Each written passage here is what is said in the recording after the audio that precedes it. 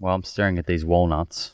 Yeah, can we tell me why there's a bowl of walnuts? Maybe we talk about the eat one if that's all right. omega-3, omega-6 episode with Philip Calder. Let's get into it. Which will be out by the time people listen to this episode. Okay.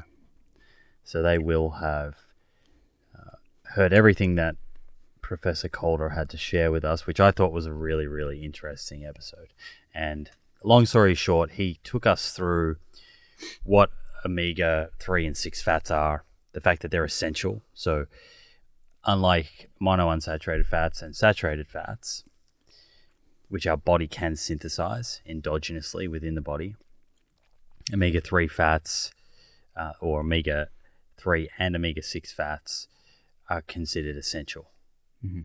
At least the short chain versions of these. So on the omega-3 side, alpha-linolenic acid, which is abbreviated to ALA, so that's what we'll call it from here on. Mm-hmm. And on the omega-6 side, linoleic acid, which is LA. Mm-hmm. And because they're essential, our body cannot make these. We have to get them through our diet. And there's a whole lot of interesting questions about these essential fats, particularly in different contexts. So he walked us through the two different pathways and how the body takes the omega-3 and the omega-6 that I just mentioned from food and converts them into longer chain forms, which are bioactive. So on the omega-3 side, you consume, let's say I eat these walnuts. Mm-hmm. They contain ALA, which is that omega-3. And my body will convert some of that into DHA and EPA, which are the long chain omega-3s people may be familiar with that are found in fatty fish oil supplements, algal oil supplements, etc. Mm-hmm. And there's been great debate for a long time as to how well will my body convert that ALA into DHA and EPA. And the reason that's important is that, and this is not conclusive, and we spoke about this, but it seems the primary role of ALA, if not the only role, is to act as a precursor to DHA and EPA. Mm-hmm. Not that ALA itself has any direct effect on our physiology. Right. So the question there is, are you able to convert enough of the ALA into DHA and EPA? That becomes more important if I'm not consuming a direct source of DHA and EPA. Okay. So if I'm eating these walnuts, but I'm also eating fatty fish, as we spoke about in the episode, and he recommended sort of 2 or 3 times a week to get 1 gram of DHA and EPA a day, which was his recommendation. 1 gram of EPA each or total combined. Yeah. 1 gram of EPA and DHA, okay, which are the long chain omega-3s. So what would be in a You piece would need of fish? to, he said 2 or 3 serves of fatty fish a week. Now, I went away and looked at this. So salmon, mackerel, sardines, these types of fish. 2 is not really going to get you to that level, 2 per week. It's really 3 or 4 from what I could see. Okay. Now, not many people would be doing that. Yeah, fish 4 times a week. Yeah. No. That would be a very, very small percentage of the population. Yeah. So for many, many, many people, how well they're converting the ALA omega-3 in the foods they eat, so walnuts or chia seeds or flax seeds or hemp seeds, these types of foods, into DHA and EPA is going to be really important. Yeah. Unless they're supplementing. Right. So we've talked through all of these different contexts in the episode, and omega-6s get a lot of negative, bad press. Most of the outcome studies, and this has come up in previous episodes with Matthew Nagra and the debate that he did with Tucker Goodrich, but in numerous other episodes with Dr. Jill Carvalho looking at cardiovascular disease. When you look at comparing saturated fats to polyunsaturated fats, and in most of these studies, the polyunsaturated fats are essentially or predominantly omega-6s, linoleic acid. You see huge benefit swapping saturated fats for polyunsaturated fats in terms of outcomes we care about, like a reduction in risk of cardiovascular events. But the really interesting thing for people to think about is if you're not getting enough direct source of DHA and EPA, these bioactive omega-3s that have a number of beneficial properties in the body, your conversion of ALA into DHA and EPA could be negatively affected by consuming too many omega-6s. And the reason for that is there are enzymes that take omega-3s and omega-6s, alpha-linolenic acid, and linoleic acid, and convert them into the longer chain forms. And those enzymes are shared between the two pathways. Right. So if you're eating a lot of omega-6s, you're not those enzymes are busy. So let's say, again, coming back to me, I've got these walnuts in front of me. Let's say I have no direct source of DHA and EPA. I don't eat fish, and let's pretend that I'm not supplementing. I do supplement. And I eat their walnuts, but in the context of a diet where I have a lot of omega-6s because I'm consuming a lot of seed oils, vegetable oils. Canola oil and whatever. Well, canola oil is really low. Okay. In bad example. Omega-6s. So what would a high omega-6 oil be? Sunflower oil. Okay. Corn oil. Right. Those types of oils. Canola oil is an exception. It's very rich in monounsaturated fats. Right. It's very similar to olive oil in terms of its fat profile, but it has a little more ALA, omega-3s. But canola gets a bad rap. It does. It needs another PR agency, a better one. Sure. So let's say that I have those walnuts in the context of that background diet, a lot of omega-6 rich seed oils. I may not be very good at converting that ALA to DHA and EPA. Interesting. So in this context, what should I do? Well, I think a lot of people will fall into this category that are listening. And they might not necessarily be people that are not eating seafood, but I think there's a lot of people that are not having 3 or 4 serves of fatty fish a week. Sure. Yeah. So if you're not having 3 or 4 serves of fatty fish a week, then you're relying on some of the ALA that you're consuming being converted into DHA and EPA. And if you have too much omega-6 in the diet, that might not be happening. And there was some other things that he spoke about. Zinc deficiency could also affect this pathway too. But we focus mostly on omega-6s here for the moment. If you fall into that category, or I think anyone should do this. Can I have a stab? Can I see if I can guess this? Seeing as we're playing Step 1. Okay, step 1. You can reduce your omega-6 intake and keep your ALA consumption the same. And what would you do before that? Well, before so my brain's thinking before making a change. Okay. So before changing what you're eating, and can we supplement yet? Or does this count? You can approach this however you want. There's no well, let me just there's no wrong answers here. Actually, there probably are some wrong answers. I'll try to give you a couple. This is the flow of my thoughts. You can either reduce your omega-6 and then you'll hopefully convert a larger percentage of the ALA to omega-3. You can increase. Could be wrong. How would you reduce your omega-6? Let's get practical. Okay, if I'm drinking a lot of plant milks that are rich in, what were the oils you mentioned? Sunflower oil, corn oil. So I'd look at the ingredients of those milks. Soybean oil, all of those. If there is a lot in those milks, and I know that I'm having it in my smoothies, in cooking with it, whatever, a high consumption of those plant milks, I would opt for ones that are lower in omega-6s, which there are some in the market for sure. Cooking oils, if I was cooking with sunflower oil and whatever else, I would swap them out for olive oil or canola oil. Yeah, and that's the same thing on those plant milks. It can be a little hard to kind of work out exactly how much omega-6 is, because often on the nutritional information panel it doesn't say omega-6, it says saturated fats, unsaturated or polyunsaturated, but it's identify the ingredients and try and look for ones that are using different types of oils like canola or olive. And then I think maybe this could be wrong. What if I keep my omega-6 intake the exact same, but I triple my intake of ALA containing foods or eat fish, not that I do, but people do, and or take a supplement. So if you keep your omega, this is a question, I guess. If you keep your omega-6 intake the same, is there like a threshold where no matter how much omega-3s you eat on the other side, it's capped? Your enzymes are not going to convert it. Or can you offset it by increasing your intake of walnuts, chia, hemp, and go like threefold what you would usually eat? These are great questions. I would say before making any changes at all, Get a test. measure. Yeah. Damn it. Should have known. Right. Yeah. So before you intervene, where are you? Yeah.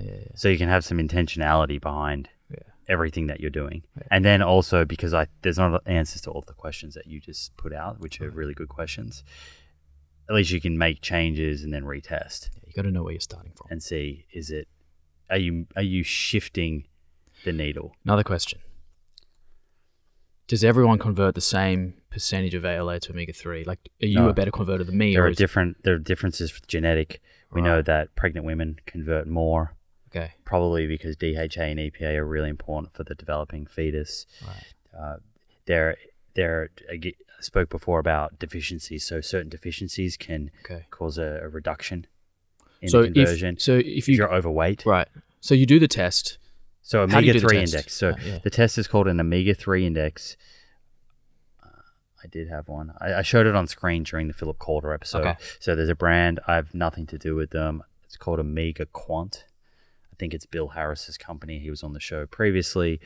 You can order that in America. You can order it in Australia. I think it's about $40 to do the test. Yep. They send out a kit. You do a sort of finger prick. It collects some blood. Okay. And you go to the post office. You send it off. And in your account online, it gives you your results. Right. So that's measuring the omega-3 to 6 ratio, or just It measures the DHA and EPA content in red blood cells. Okay. And you want that to be at 8% or higher, Mm-hmm. your omega-3 index. That 8% or higher is associated with reduced risk of cardiovascular disease. Okay. And that's where you see Japanese populations at, who have very low risk of cardiovascular disease. This episode is proudly brought to you by Inside Tracker.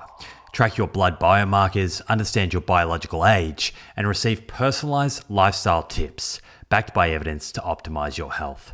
To get started with Inside Tracker today and get 20% off your first purchase, head to insidetracker.com/Simon. That's insidetracker.com/Simon for 20% off. So start off with knowing where you're at. Okay. Because then that can help guide things. So if you are not consuming fatty fish, you're not supplementing with DHA and EPA, and you're just eating chia and flax and walnuts sort of here and there, you're not paying a huge amount of attention to the omega-6s in your diet, you're probably going to land at 4%. You might even be lower. Really? Now, some people hear that and think, and might be a bit worried. So say you're eating a whole food plant-based diet. Yeah. I just want to kind of underscore something. We know that vegan and vegetarians, through cohort studies, have lower risk of cardiovascular disease than omnivorous populations, despite having an omega-3 index typically around 4%. A lot of people see that and think, well, why even focus on optimizing omega-3 index? They already have low risk of cardiovascular disease. The point is that they might even have lower risk. They might do even better Yes. if you also optimize this other aspect of physiology. Makes total sense. So understand where you're at, where your baseline's at. Yeah. And then you do have these different options. How can you go about it? So number one, you could, if you want to, eat fatty fish or bivalves Yep. 3-4 times a week. Do you think it makes a difference where the fish is sourced, like a wild salmon versus like a farm-raised? I don't think there's shitty appreciable quality? differences You reckon? in terms of the DHA. Omega-3 profile of certain fish? From my understanding, it's not enough for that to be a huge deciding factor for someone. Because I imagine a fish that's eating algae in the wild oceans would have a better profile. But they'll than a put it fish into eating. the food. Okay, in right. So even if they're feeding fish, I don't know what they feed them in a fish farm, like grain or whatever. There's a book called Toxic, yeah. written by Richard Flanagan. Everyone should read this. Okay. I'm not sort of condoning or recommending people consume fish. Yeah. I think there are huge problems with harvesting of wild fish. Yeah. There's huge problems with farmed fish. Mm. You only have to read that book, Toxic, to understand what's happening down in Tasmania in the farmed salmon, the salmon farms. Yeah. And to understand that just because it's farm fish doesn't mean it's not affecting the environment. Right. There's huge environmental repercussions. Right. And it's kind of one of those things where it's out of sight, out of mind. And ethical. But when you read that book, Quality of life for those fish. Oh. I've seen videos of fish farms. and it's just not a solution to have 8 billion people eat 3 or 4 pieces of fatty fish a week. Right. So we have to think elsewhere. And in this conversation, we actually spoke about there's some neat technology now looking at you take a plant that produces ALA like canola. Yep. And you can, and this freaks people out, but understand you're not going to be eating anything that's genetically modified. But you can genetically modify the plant, you're not going to eat the whole plant, to produce fats, which will extract, to produce fats that are DHA and EPA. Okay. So you can insert, I think you insert the genetic code for those enzymes that I mentioned before that convert ALA to DHA and EPA into a plant that already makes ALA. Got it. And so that plant now makes DHA and EPA. Yeah. And you extract that. You're not extracting better yield. any sort of genetically modified thing that you're consuming. Yep. Because it's already doing it. You're just increasing the yield. So this is now happening around the world. Wow. Right. It's in its infancy, but there are a number of companies looking at it. Yeah. Okay, so back to the individual. So you go and measure. Let's say that you measure and it's at 4%. Yep. Okay, so your options are you can go down the fish route if that feels right for you. Yep. You can supplement. Again, it's 1 gram per day, around that, of DHA and EPA. And just to be clear, with a supplement, the reason why that works is because it's got nothing to do now with the conversion using those enzymes. You're getting the direct source of EPA, DHA. So even if you're a shitty converter, you're going to get the direct source, right? So exactly. So it doesn't matter how much omega-6 is in your diet now at that point. So is that... And I asked him this, and it seems there needs to be some more studies looking at this, because a lot of the studies where you add omega-6 to a diet and measure inflammation are doing it on top of a background diet where there's already a lot of omega-6. Right. So he was of the view that there should be some studies looking at reducing omega-6, looking at it in reverse. Stratify the groups into low intake, medium, high. But certainly at this point, I think the general view is that omega-6s are not inherently a problem other than if they're competing for the enzymes and stopping you getting enough DHA and EPA. Okay. We need omega-6s, they're essential. Yep. So if you go direct to the source and either that's through fatty fish or a supplement and you have enough DHA and EPA, then this issue of how many omega-6s are in your diet is arguably much less important to even focus on. Yep. You only have to focus on that if you put your hand up and say, I'm not going to eat fish and I'm also not going to supplement. Right. Because now you have to take the ALA in the walnuts or the chia or the hemp and convert enough to get enough DHA and EPA. So if you're supplementing 1 gram a day, triglyceride or phospholipid form, which is what most of them are, all of the algal oil ones are, and you do need to read the actual the nutritional information on the supplement. Yep. Because often it will say that it's 1 gram total. Yeah. But underneath that, it might say that's 200 milligrams of DHA and 100 milligrams of EPA. The ratios are different. Well, the ratios could be different, and I'm not sure we know the perfect ratio. But what I'm getting at is you might take a 1 gram supplement, but it's only 300 milligrams of DHA and EPA. I see. What we're talking about here is making sure that the daily intake of combined DHA and EPA, and I can't give an exact ratio. Should it be 60% DHA, 40% EPA? I don't think we understand that. I think looking, usually there's a little bit more DHA in these supplements. And usually from my understanding, looking at quite a few different brands, it's often 60%, 60-70% DHA, 30% EPA. But you get a gram of DHA and EPA as actual active amounts that are in that in the form we need it in. Yes. And you can choose a fish oil, you can choose an algal oil. We have an algal oil one here. Yeah, so I've been taking this every day. I've never tested my omega-3 status. Now I really want to do it. If you've got a spare kit, I'd love to. How long have you been taking it? I've been taking this probably for 6 months. Okay, so that's the other important thing is when you start supplementing or having Yeah. a direct source of DHA and EPA, you don't want to redo your test for at least 4 months. Yep. That's how long it takes for the red blood cells to turn over. Okay. So if you want to see the true effect that supplement's having, Right. wait for the full life cycle of red Of a blood red cells cell. Yep. so that you're now getting a clear indication as to how that supplement is affecting your overall Yep. omega-3 status. Yeah. That makes sense. Yeah. So I take, let's see, capsules. I think I take about 2 to 3 capsules a day, which should give me my. Just looking at the back here of this. So this is the one I take. I mean, I don't know if people are watching, and if that's in focus. But Emil Optimal Omega Plus.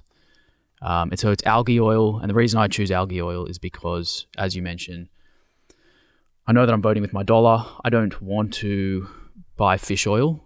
Plus, this is, correct me if I'm wrong, but the EPA and DHA derived from algae oil is identical to the EPA and DHA from fish, right? And there are studies looking at absorption. Right. Is there a difference? No difference. No difference, right? So I choose algae oil.